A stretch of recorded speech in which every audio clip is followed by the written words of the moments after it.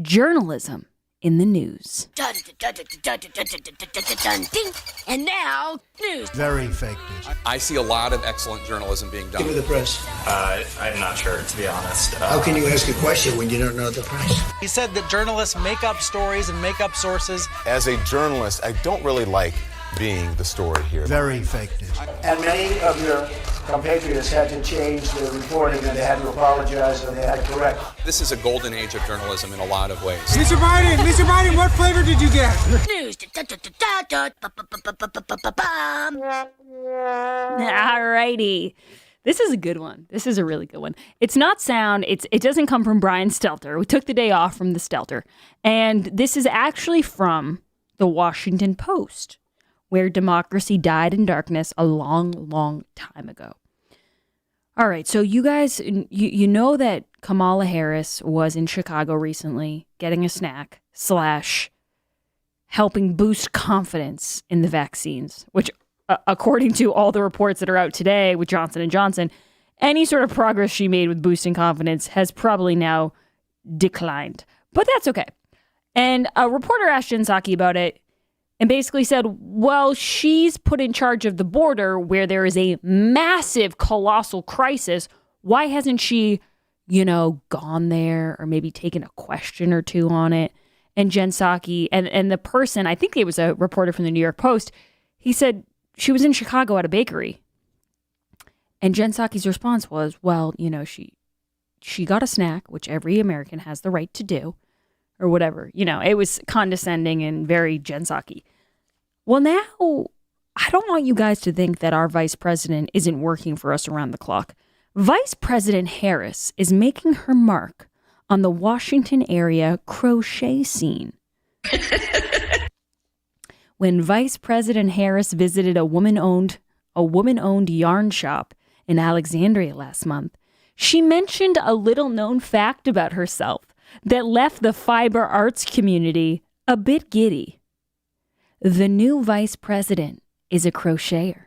I'm going to skip around here so people don't, completely give up on life and shut off the radio. At the shop, Harris found out about a special hand-dyed yarn named in her honor from Neighborhood Fiber Company, a woman-owned Baltimore-based business. 5 days later, on International Women's Day, a crocheted mural of Harris's likeness and the words, "I'm speaking," was installed at the wharf. And with all the Googling of Kamala Harris and crochet, there was a spike at craftyiscool.com of online sales for a pattern to crochet a Harris doll in the Japanese style of amigurumi. I'm going to skip down a little bit here. Please. And the association of Harris with crocheting is huge. Knowing that the vice president is a crocheter gives me street cred, said Hoffman, who sells patterns for Amanda Gorman and Bernie Sanders dolls, among others. Now I can say that I know I'm doing what Kamala Harris does. I didn't know she crocheted, said another woman. What, Jared looks angry. No, go ahead. I never want to hear somebody complain about a Trump flag or a MAGA hat or a proud to be deplorable Howie Carr t-shirt ever again if you're talking about how you have a crocheted doll of Kamala Harris. Well, can I tell you a little bit about the color of the yarn? Please do. The deep burgundy color was inspired by an illustration by Collins' friend Ashley Johnson of Harris in a navy blue pantsuit in front of an American flag. In my mind, I was creating a color that would look good on Vice President Harris in that outfit and be evocative of the flag without being too literal.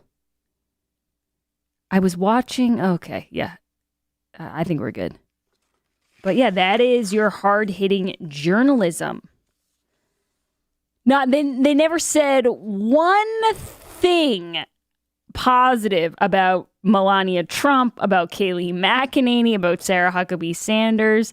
And now the vice president, who is overseeing one of the biggest messes our border has ever seen, is at a yarn shop, and the Washington Post is writing not short puff pieces, long puff pieces about how about how great it is that she's hanging out with the crochet club. Can that crochet mural put that gap in the wall? Just put it over that because they're talking about shoring up the gaps.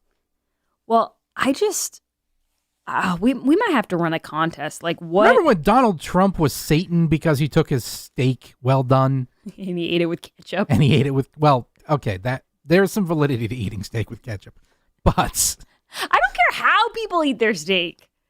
At least he wasn't visiting yarn shops instead of doing his job. Oh my gosh. I don't know. And I see you guys on the lines. We will take your calls. 844-500-4242. Also have an update from that really snarky. I was called snarky yesterday in the New York Post. Very proud of that. So I feel like I can use that word against other people now. That really snarky high school teacher from California. We have an update. And it's a nice update. It's a feel-good update. Except unless you're the teacher, and then you might be kind of bummed out. And also, there is on a serious note, there's an awesome piece. You guys know I love Substack. There's a great piece from this teacher from Grace Church High School in Manhattan. It's a really ritzy, fancy high school. And this will blow your mind. I might save it for the 2 o'clock hour, depending on how much you guys want to talk about yarn. But we'll see. Allergy season is here, and that means one thing.